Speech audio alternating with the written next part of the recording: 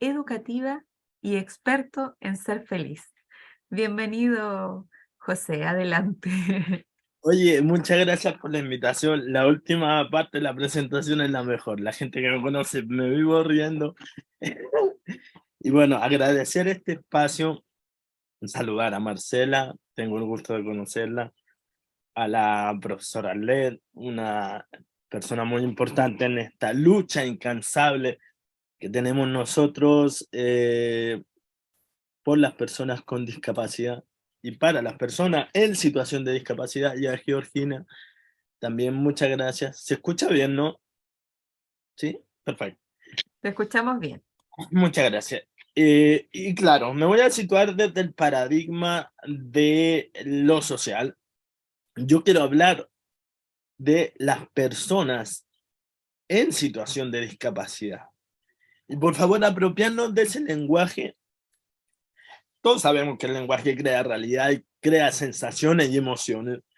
Y las personas que tenemos alguna situación de discapacidad no nos consideramos discapacitados per se, sino que esa discapacidad se vuelve visible cuando el entorno, cuando las actitudes de las personas, de las universidades, de los gobiernos, nos generan esa desigualdad. Y estamos en una latinoamericana que constantemente está inestable políticamente, que tenemos una inflación terrible, que la realidad que tenemos es que las personas que están postradas no reciben su medicación para el dolor. Y yo siempre, perdonen que estoy en un espacio universitario, pero siempre me hago la misma pregunta. ¿Qué estamos haciendo por ellos si también estamos pensando en lo universitario? ¿Cómo la universidad se vincula con la sociedad? ¿Cómo hacemos que las universidades se vinculen con los estados y realmente lleguemos a esa persona que está pasando desigualdad, necesidad y pobreza? Porque no podemos evitar el término pobreza. Cuando los familiares tienen que ir y hacer cola, fila, para buscar medicación, cuando tienen que estar peleando por la obra social, cuando tienen que estar peleando por conseguir lo que es su derecho. Y para las personas con discapacidad o en situación de discapacidad, tenemos el derecho humano de tener la misma igualdad de oportunidades que todos. Entonces, esta América Latina, esta América tan mestiza, tan desigual desde lo cultural, comparte desde sus necesidades una igualdad terrible, que es darle respuesta real a los grupos históricamente vulnerados. Y yo me pregunto, ¿hasta cuándo? ¿Hasta cuándo?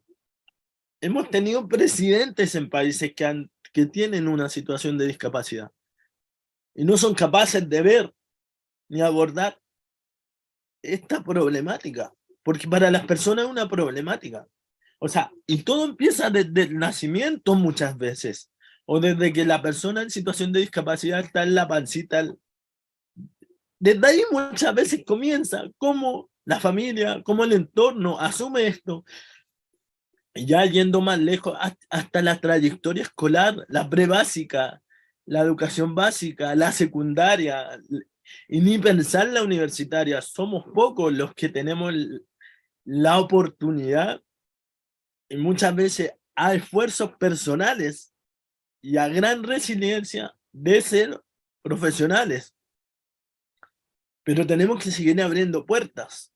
El desafío es ese, es que nos comprometamos de una vez a golpear la mesa a las instituciones, a los estados, a las propias universidades, donde la lucha que damos nosotros es incansable, pero también tiene que ser inagotable, no rendirnos en este camino.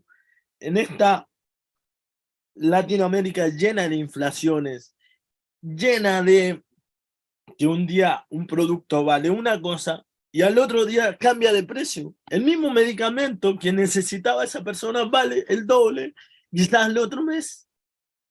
¿Cómo lo hacemos? ¿Cómo hacemos para que estos problemas se solucionen?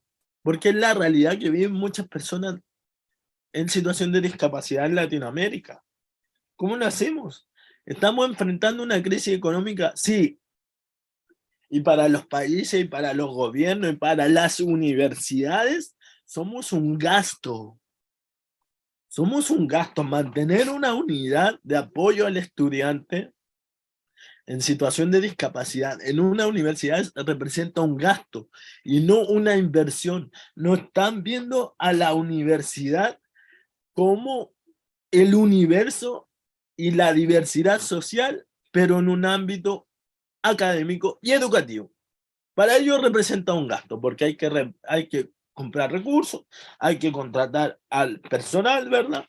Pero si lo viéramos y lográramos permear ese enfoque de derechos en todo ámbito, en la sociedad, en las universidades que crean conocimiento, y que por lo demás ese conocimiento lo ideal es que se traduzca en algo que realmente impacte a las personas en situación de discapacidad, no una investigación porque quiero tener el grado, el posgrado, no, algo que realmente impacte la realidad de las personas en situación de discapacidad.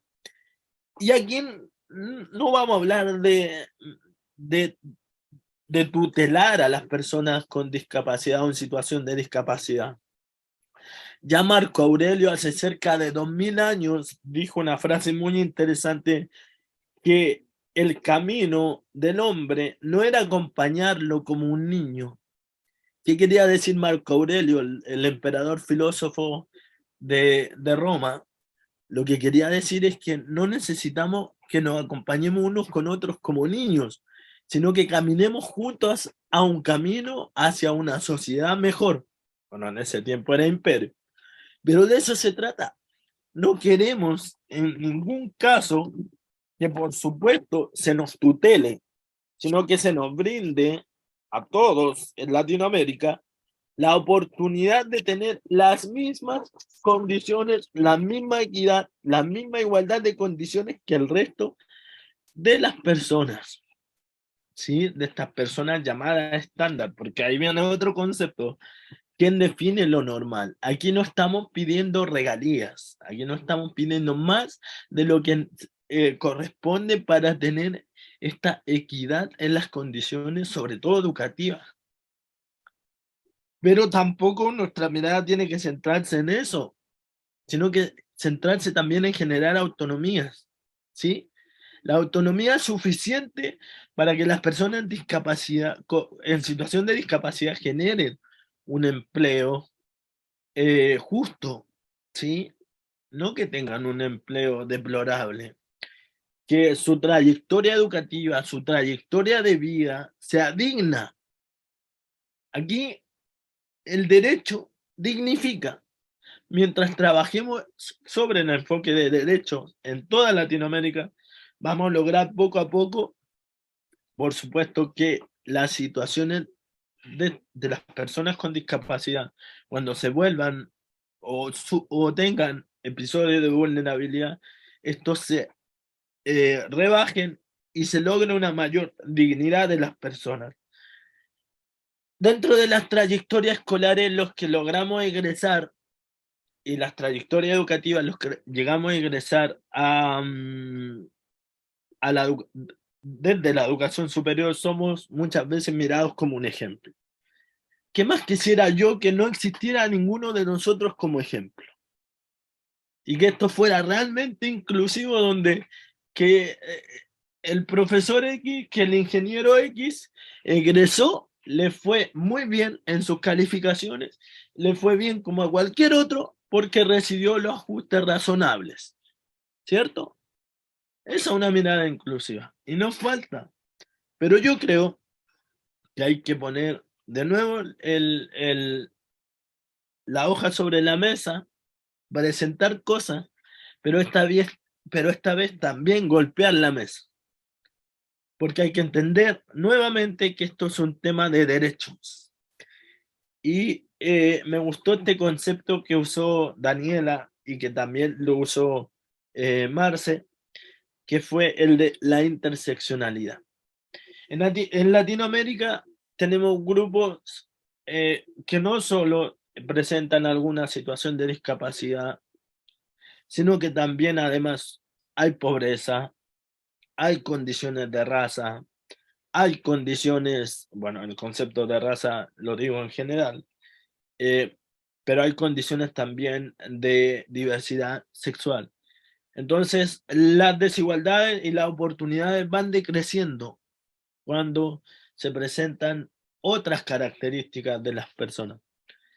Y hay que entender que la discapacidad no es una característica tan distinta a tener un color de pelo distinto, una tez de piel distinta. Lo que pasa es que si yo tengo los apoyos necesarios, si en México, si en Colombia dan esos ajustes necesarios, claro que las barreras se reducen, pero mientras no exista esta preocupación constante de las universidades, de los gobiernos, de los estados, porque aquí el abordaje en toda Latinoamérica tiene que verse desde lo estatal para que sea prolongado en el tiempo, vamos a seguir luchando por mucho tiempo. Y como bien decían ustedes, una ley no sirve de nada si no tiene recursos. Pero si esos recursos también no impactan en las personas, se queda ahí. Y nos quedamos dando vuelta ahí mismo. Pero no quiero ser un pesimista en esta vez. Siempre tenemos oportunidades de crecer. Siempre tenemos oportunidad de golpear la mesa, de tocar la puerta. Y a muchos de nosotros nos ha pasado que tocamos una puerta y seguimos tocando otra y seguimos tocando otra y por ahí nos movilizamos, por ahí hay unos carteles, por ahí hay una pequeña manifestación y se abre una puerta y se abre otra puerta y vamos generando. Y aquí es el compromiso que nosotros hemos asumido, pero necesitamos que nueva gente asuma los compromisos de lograr una sociedad más justa, inclusiva, que si ya hay desigualdad, imagínense las personas en situación de discapacidad, cuánta desigualdad más han de tener. Les puse solo el ejemplo de una persona en situación de dependencia y postrada, que tuvo y que tiene aún que luchar con su obra social para lograr los medicamentos. Entonces, esta Latinoamérica muy pobre, que exporta muchos recursos, tiene que exportar ahora una metodología para colaborar con las personas en situación de discapacidad. Y que los que nosotros llegamos a la universidad y egresamos y somos profesionales, también tenemos un compromiso de seguir abriendo las puertas, de seguir abriendo caminos para los que vienen, porque esto no acaba acá. Esto va a acabar y terminar cuando realmente tengamos una sociedad diversa que valore los estados y una sociedad verdaderamente inclusiva, donde todos y cada uno de nosotros, independiente de nuestras características, sea reconocido como tal. Y en eso estamos. Y por eso estos espacios son valorables. Mi compromiso es a seguir luchando por esto en la medida de lo posible, sumar gente y abrazar la inclusión y abrazar la diversidad como siempre lo hemos hecho, porque hay mucha gente que viene tras nosotros y que nos necesita. Eso, muchas gracias. Muchas gracias, José, por tu reflexión. Quisiéramos consultar si Luis Alberto está en la sala.